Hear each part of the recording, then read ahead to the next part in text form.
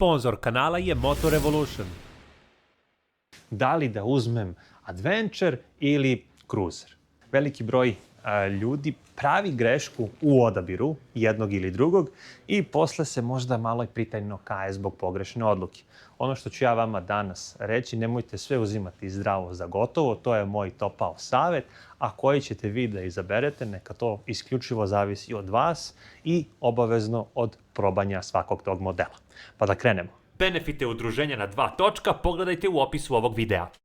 Na Adventure modelima sedenje je visoko, položaj samog vozača je nekako dominantnije i takav položaj jednostavno pruža veću, malo bolju preglednost nego kod kruzerice. Dakle, opušteniji stil vožnje, ramena, vrat, ruke, leđa su nekako mnogo opušteniji i jednostavno nalazite se u položaju gde vožnja može da bude mnogo zabavnija. Dakle, preglednost, dominantnost u upravljanju i jednostavno sam taj osjećaj da sedite visoko nekako vas izdvaja u saobraćaju, uočljiviji ste vozačima automobila.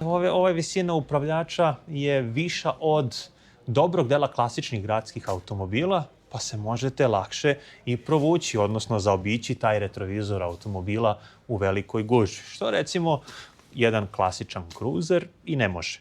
Još jedna bitna stvar, a to je visina od tla. Uglavnom, skuteri koji su u stilu Cruisera, njihova udaljenost od tla, grubo rečeno, je između 11 i 15 cm, dok ADV modeli imaju to rastojanje uglavnom između 15 i 19 cm. To omogućava upravo tim Adventure skuterima da lakše podnose penjanje po ivičnjacima, vožnju po neravnom terenu i na jedan način smanjuje mogućnost da zakačite ili ležeći policajac ili bilo koju prepreku na putu upravo zbog toga što je on povišen. A to sve znači da u gradskim uslovima vožnje jedan ADV skuter može biti možda čak i bolja ideja. Moramo skrenuti pažnju na to da je jednostavno ciklistika ovih Adventure skutera za klasu bolja od kruzerica. Dakle, više su upravljivi, više ih je zanimljivije voziti u krivinama, lepše se ponašaju. Jednostavno, kada sedite na Adventure modelu, imate tu potrebu da vozite dinamično, a ne kao ja. Dakle, Adventure skuteri imaju malo tvrđe vešanje jer su spremni da se iđu sa asfalta, što opet može učiniti vožnji i pomalo neudobnom ukoliko tu vožnju po gradu preferirate po nekim tvrđim objektima, dakle, po pukotinama, po nekim grupama, ležećim policajcima i tako dalje.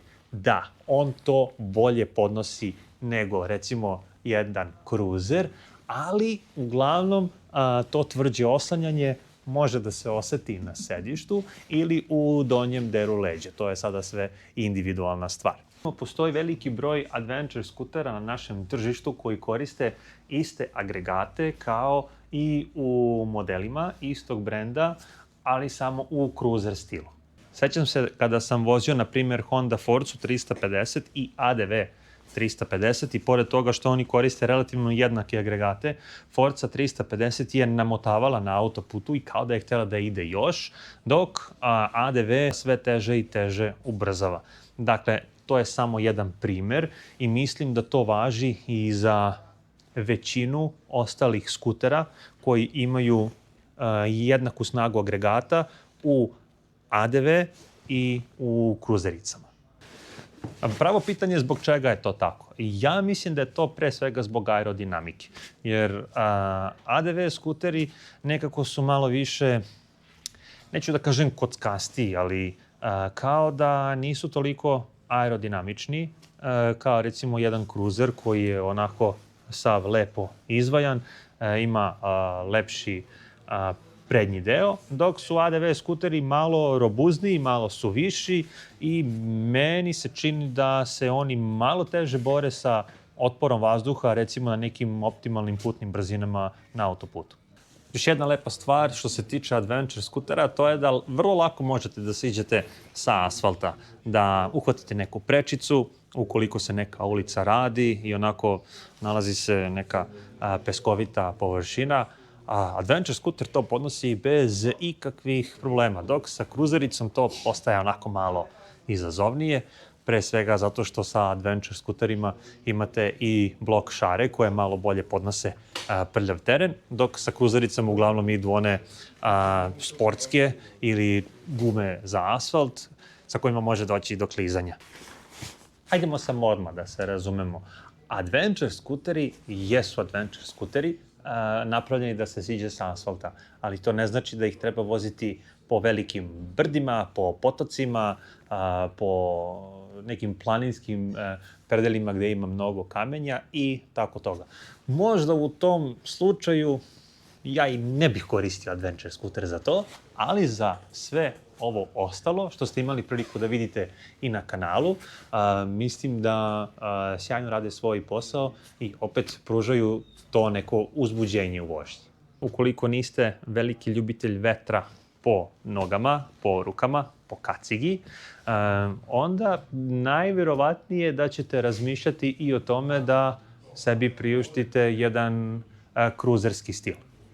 I ja bih rekao ovako, kruzerice su za sve one vozače koji pre svega žele da pruže noge i da sede kao u fotelji. Ovo je nešto što, na primjer, ne možete da priuštite sebi na jednom Adventure modelu. Dakle, jedno udobno i komfortno sedenje, takođe i udobno za donja leđa.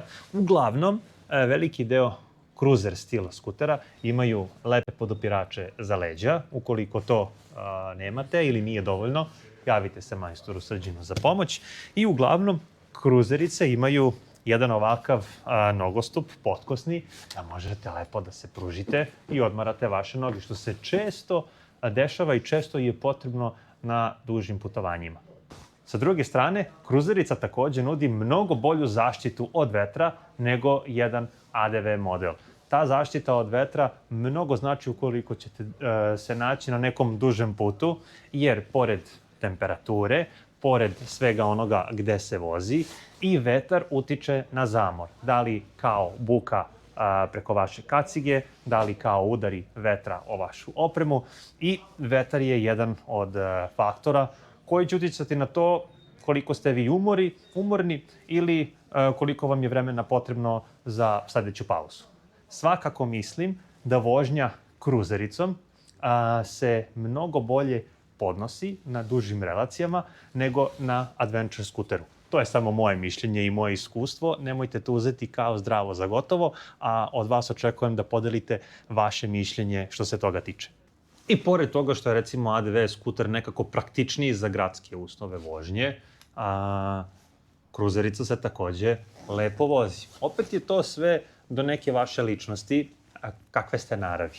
Ako ste na neki način brzopleti, ako ste energični, volite zabavu, uzbuđenje, više se krećete po gradu, želite da imate dominaciju na ulici, želite bolju uočljivost, želite jednostavno da sedite onako malo više mačo, onda svakako ja bih rekao da je za vas više ADV stil. Pogotovo ukoliko planirate neka putovanja po magistralnim putevima, putevima koji imaju više krivina, da malo skrenete sa puta i tako tome slično. Ukoliko razmišljate ovako, uzet ću ADV skuter, treba mi uglavnom za grad, tek ponekad idem na neko duže putovanje.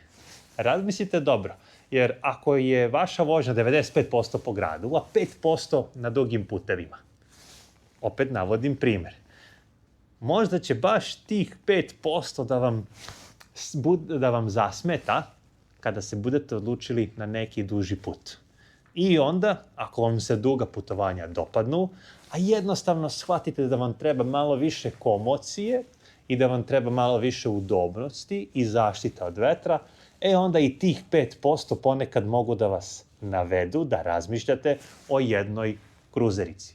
Slažem se sa time da ukoliko je veliki gužvanjac u gradu, ne možete tek tako da prođete retrovizore automobila, možda vas automobili neće tek tako lakše uočiti nego kao na ADV skuteru, da, slažem se, ne možete tek tako da pređete preko nekih prečica, visokih ivičnjaka, neravnina, prljavog terena sa jednom kruzericom, ali opet kruzerica je zaista stvorena za neke duže puteve, da se vi zavalite, da se opustite i prvo da vam kažem onako da vam ništa ne fali.